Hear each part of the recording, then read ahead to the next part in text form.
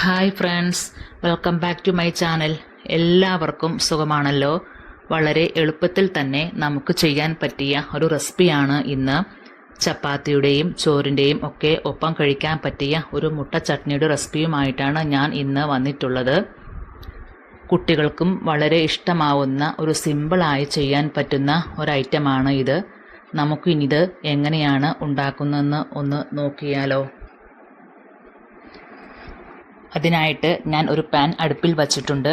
ചൂടായി വന്നതിന് ശേഷം നമുക്ക് 2 ടേബിൾ സ്പൂൺ കോക്കനട്ട് ഓയിൽ ഒഴിച്ചു കൊടുക്കാം. ഓയിൽ ചൂടായി വന്നിട്ടുണ്ട്. ഇതിലേക്ക് 2 സവാള ചെറുതായി കനം കുറഞ്ഞരിഞ്ഞത് നമുക്ക് ചേർത്ത് കൊടുക്കാം. ഒന്ന് മിക്സ് ചെയ്യാം. ഇനി ഇതിലേക്ക് വേണ്ടത് ഒരു തക്കാളിയാണ്.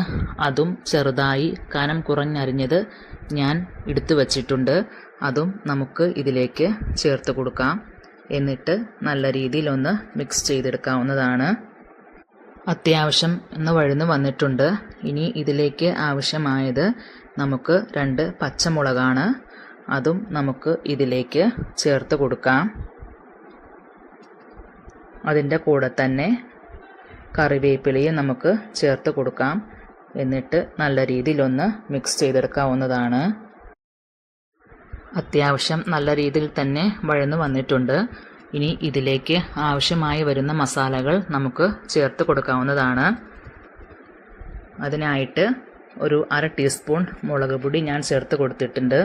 അതോടൊപ്പം തന്നെ ഒരു 1/4 ടീസ്പൂൺ മഞ്ഞൾപ്പൊടിയും ഒരു 1/4 ടീസ്പൂൺ ഗരം മസാലയും 1/4 ടീസ്പൂൺ കുരുമുളക് പൊടിയും അതോടൊപ്പം തന്നെ ഒരു 1/4 ടീസ്പൂൺ ഉപ്പും ചേർത്ത് നമുക്കൊന്ന് നല്ല രീതിയിൽ മിക്സ് ചെയ്തെടുക്കാം.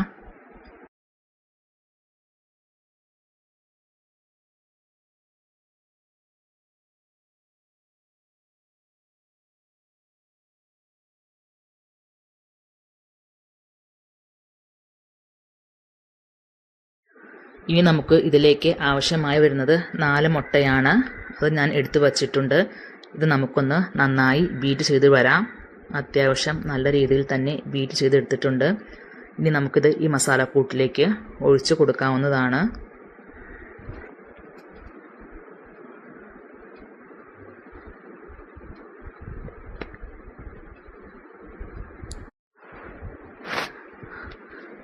മുട്ട ഇതിലേക്ക് ചേർത്തിട്ടുണ്ട്. ഇനി നമുക്കിത് പതിയെ ഒന്ന് ഇളക്കി കൊടുക്കാം. തീ അത്യാവശ്യം ലോ ഫ്ലെയിമിൽ ഇട്ടാൽ മതിയാകും. തീരെ പൊടിയായി എടുക്കേണ്ടതില്ല. അത്യാവശ്യം വലുപ്പത്തിൽ തന്നെ ചിക്കിയെടുത്താൽ മതിയാകും. അത്യാവശ്യം നല്ല രീതിയിൽ തന്നെ നമുക്കൊന്ന് ഇത് മിക്സ് ചെയ്തെടുക്കാവുന്നതാണ്. അത്യാവശ്യം നല്ല രീതിയിൽ തന്നെ ഇത് മിക്സായി വന്നിട്ടുണ്ട്.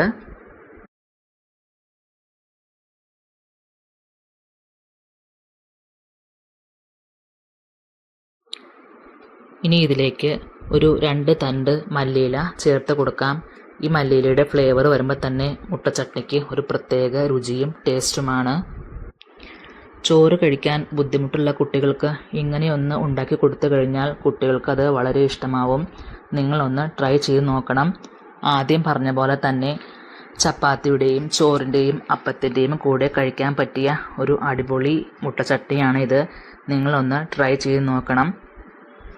അങ്ങനെ മുട്ട ചട്നി ഇവിടെ റെഡിയായി വന്നിട്ടുണ്ട്. നിങ്ങൾക്ക് ഈ വീഡിയോ ഇഷ്ടമായെങ്കിൽ സബ്സ്ക്രൈബ് ചെയ്ത് ഷെയർ ചെയ്ത് സപ്പോർട്ട് ചെയ്യണേ. ഇതിൻ്റെ ഫീഡ്ബാക്ക് അറിയിക്കണേ. Thank you for watching.